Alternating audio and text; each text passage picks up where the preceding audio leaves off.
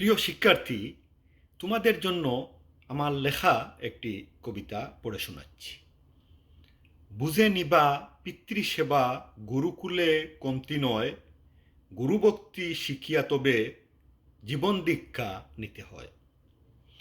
এমন তোমার কেমন হেডম, গুরুমারা বিদ্যা কয়, এমন বিদ্যা শিখে তুমি কেমনে করবা রাজ্য জয়। গৃহশিক্ষা কি শিখালো, টানলে বের হয় পরিচয়, তোমার কাজে বংশ ধরে আদব মাত্রা টেনে লয়। তুমি বুঝো তোমায় ডরায়, সমাজ তোমায় করে বয়, বেয়াদবি এক অসভ্য রূপ গিন্নিত হয় সব সময়।